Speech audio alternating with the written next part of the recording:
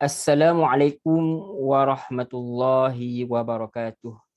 Alhamdulillahi rabbil alamin. Wassalatu wassalamu ala asyrafil anbiya'i wal mursalin wa ala alihi wa sahbihi ajma'in. Amma ba'd. Alhamdulillah summa alhamdulillah biiznillah, kita dah pun masuk kepada hari ketiga dalam bulan Ramadan. InsyaAllah kita akan sambung perkongsian ringkas kita dengan satu lagi ayat pilihan. Masih lagi dalam surah Al-Baqarah, sudah masuk kepada juzuk 3 insya-Allah. Mudah-mudahan Allah bagi rahmatnya dan barakahnya kepada kita insya-Allah.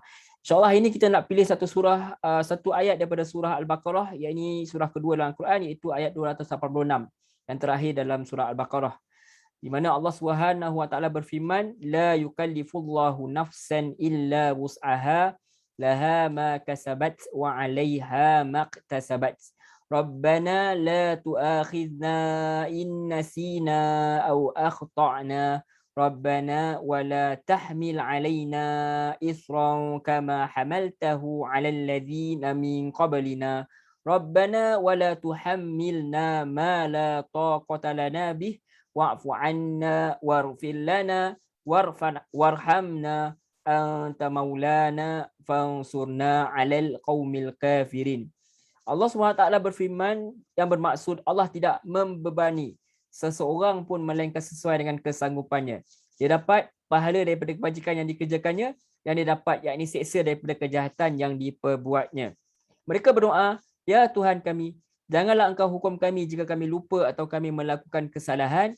Ya Tuhan kami, janganlah engkau bebani kami dengan bebanan yang berat sebagaimana engkau bebankan kepada orang-orang sebelum kami. Ya Tuhan kami, janganlah engkau pikulkan kepada kami apa yang tidak sanggup kami pikulnya. Maafkanlah kami, ampunilah kami, dan rahmatilah kami. Engkaulah pelindung kami, maka tolonglah kami menghadapi orang-orang kafir. Ayat di atas agak panjang tuan-tuan puan-puan, tetapi kita bincangkan beberapa poin secara ringkas sahaja. Jadi Allah SWT berfirman, la yukallifullahu nafsan illa wus'aha. Allah tidak membebani seseorang melainkan sesuai dengan kesanggupannya. Jadi perkataan taklif dalam bahasa Arab bermaksud sesuatu yang dibebani oleh sesuatu. Sesuatu yang dibebani oleh sesuatu. Tetapi menariknya, dalam ayat ini Allah Subhanahu wa taala menegaskan kepada kita bahawa Allah Subhanahu wa taala tidak sama sekali akan membebankan sesiapa pun, termasuklah manusia, melainkan sesuai dengan kemampuannya. Dia bermaksud sebenarnya setiap ujian yang mendatang, yakni yang kita hadapi dalam kehidupan ini, sebenarnya Allah Subhanahu wa taala telah pun tentukan bahawa dia sesuai dengan kemampuan untuk kita mengatasinya. Hakikatnya, apa yang dilalui oleh orang lain, mungkin saya sendiri pun tak dapat atasi. Saya sendiri pun tak dapat nak lalui. Saya sendiri tak dapat nak angkat perkara tersebut. Begitulah sebaliknya, apa yang dilalui oleh diri saya sendiri belum tentu dapat dilalui dan diatasi oleh orang lain. Kurniaan yang kita nikmati dan kesulitan yang kita derita dalam kehidupan ini, segala ujian dan cubaan serta kesukaran yang kita alami dalam kehidupan kita sebenarnya telah disesuaikan dengan kepribadian dan kemampuan masing-masing. Sebab itu Allah Subhanahu wa taala berfirman, dia tidak membebani sesiapa pun lebih daripada kemampuan individu tersebut. Perkara lain yang hebat tentang ayat ini adalah kita semua sebenarnya mempunyai tanggungjawab yang sama. Makanya tiada satu pun perintah dalam Islam di mana individu pun boleh kata aku tahu kau, di mana tidak ada mana-mana individu pun boleh mendakwa bahawa aku tahu kau boleh buat tapi aku tak mampu. Dia tak boleh nak buat dakwaan tersebut. Sebab semua yang telah ditetapkan Allah itu sesuai dengan kemampuan manusia. Ada orang kata, hati aku baik tapi aku tak mampu nak solat, aku tak mampu nak puasa. Ada yang kata, aku bulan lain tak mampu nak solat, bulan Ramadan bolehlah. Kita sebenarnya tak boleh menjadikan ayat ini sebagai alasan, kerana sebahagian perintah yang Allah perintahkan sebenarnya adalah untuk manusia secara keseluruhannya. Jadi dia perintahkan kepada setiap dari kita dan kita wajib, yakni kamu wajib melakukannya. Dan bila betul-betul tak mampu, barulah boleh diringankan, seperti tidak berpuasa ketika musafir tetapi perlu ganti ketika waktu yang lain, atau terpaksa solat duduk kerana kecederaan. Dan setelah pulih perlu solat seperti biasa. Betul juga atas beberapa perkara yang dilarang dan diharamkan oleh Allah SWT terhadap semua Muslim. Kita tak boleh sesuka hati membuat pengecualian dengan alasan tak mampu nak kawal diri dari melakukan maksiat. Atau ada yang solat waktu lain tapi tak solat subuh dengan alasan tak mampu nak bangun subuh. Namun itu bukan alasan yang benar, kerana Allah SWT sendiri telah nyatakan bahawa Allah tidak membebani seseorang sama ada ujian atau perintah ibadi dan sama ada ujian atau perintah ibadah dan perintah menjauhi larangannya, maksudnya semua orang mampu melakukan ibadah tersebut. Maka ini bermaksud bahawa semua umat Islam tu mampu melaksanakan solat 5 waktu yang difardukan atasnya. Dan sebenarnya setiap individu itu mampu meninggalkan maksiat dan perkara-perkara yang haram.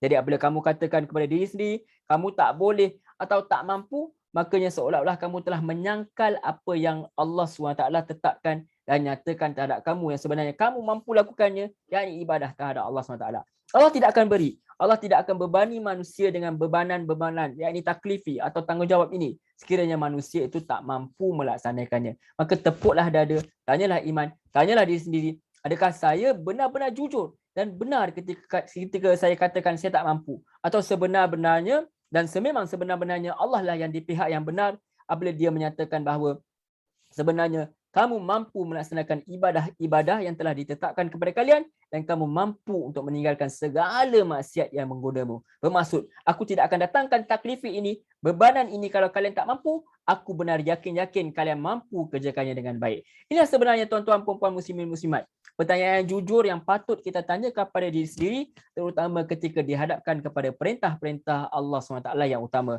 La yukallifullahu nafsan illa wus'aha. Allah tidak membebani seseorang melainkan sesuai dengan kesanggupannya, dengan sesuatu yang dia sanggup untuk menghadapinya. Itu sebenarnya yang kita pernah letak dalam diri kita. Dan akhir sekali kita lihat lagi satu ayat, Allah SWT berfirman, ayat yang sama, laha ma kasabat wa 'alaiha maktasabat. Dia mendapat pahala daripada kebaikan yang dikerjakannya, dan dia mendapat siksa daripada kejahatan yang diperbuatnya. Makanya ada sesuatu yang kamu lakukan, dia menguntungkan diri kamu. Ada sesuatu yang kamu lakukan merugikan diri kamu. Menariknya dalam bahasa Arab, perkataan kasabah biasanya digunakan untuk perbuatan yang mudah dilaksanakan. Digunakan untuk amalan atau perbuatan yang baik. Manakala perkataan iktasabah, ia digunakan untuk perkara yang susah untuk dilaksanakan. Dan peliknya digunakan untuk amalan atau perbuatan yang jahat. Sedangkan kalau kita ikut logik pemikiran kita, dosa dan perkara buruk itu sebenarnya lebih mudah untuk dilakukan berbanding perkara yang baik, lebih susah untuk dilakukan. Itu sifat manusia sangat mudah. Tetapi Allah SWT beritahu kita dalam ayat ini, sebenarnya ada satu rahsia yang Allah nak kongsikan. Dosa mungkin mudah untuk kita lakukan di dunia, tapi akibat yang harus kita bayar daripada melakukannya, kesannya adalah tempoh yang panjang, bahkan ada yang kekal, akan membawa lebih banyak kesusahan dan kesulitan. Apa yang kamu dapat daripada masalah dan kesulitan dalam hidupmu akan menjadi lebih susah kerana ketidakpatuhan kamu kepada Allah, dan perkara itu di sisi Allah tidak dikira mudah. Contohnya mencuri, mungkin menguntungkan, tetapi kalau tertangkap, akibatnya adalah penjara yang menyebabkan kita mendapat kesusahan di dalamnya. Jadi tindakan kita yang tidak cerdik dan terburu-buru ketika itu mudah pada perbuatan, tapi akibat yang kita bayar darinya adalah sesuatu yang amat berat untuk ditanggung. Sebaliknya, mendapat pekerjaan, berusaha mencari rezeki untuk memberi nafkah kepada keluarga dengan jalan yang halal, mungkin amat susah, malah memenatkan. Tetapi kesusahan yang dapat dibendung, iaitu azab neraka, menyebabkan amalan yang tadi nampaknya susah, sebenarnya mudah saja kerana dia mengelakkan kesusahan yang besar dan menatijahkan sesuatu yang baik di masa hadapan. Sifirnya sangat-sangat mudah sebenarnya. Inilah cara yang Allah SWT nak ajar kita untuk melihat. Inilah sudut pandang yang Allah SWT nak ajar kita tentang amalan baik dan amalan buruk. Di mana amalan baik mudah, mungkin sukar, pergi haji susah, puasa susah, tetapi Allah akan menjadikan dia mudah. Perbuatan buruk mungkin lebih mudah dilakukan, tapi kamu akan menerima akibatnya dan kamu akan sedar betapa beratnya akibat yang ditanggung oleh diri kamu. Maka janganlah berlebihan telah merasakan bahawa ibadah yang telah ditetapkan kepada kamu itu sukar, sedangkan Allah SWT itu sendiri dah nyatakan kepada kita bahawa kamu mampu melakukannya. Begitu juga terhadap ujian yang ditetapkan kepada kamu, kamu mampu hadapinya, dan jangan pula meremehkan dosa yang hendak dilakukan walaupun dia mudah untuk dilaksanakan, kerana jangan lihat kepada dosa itu, tapi lihatlah kepada yang akan membalas dosa tersebut. Fikirkanlah kesusahan yang akan kita hadapi kerana melanggar larangan Allah SWT, terutama apabila kita berdiri di hadapan Allah SWT kelak di padang mahsyar. Semoga Allah menjadikan kita mudah dalam melakukan amal-amal yang baik, dan semoga Allah memberi petunjuk dan rahmatnya. InsyaAllah kita jumpa lagi esok untuk tadabbur ayat lain pula secara ringkas. Selamat beramal. Wassalamualaikum warahmatullahi wabarakatuh.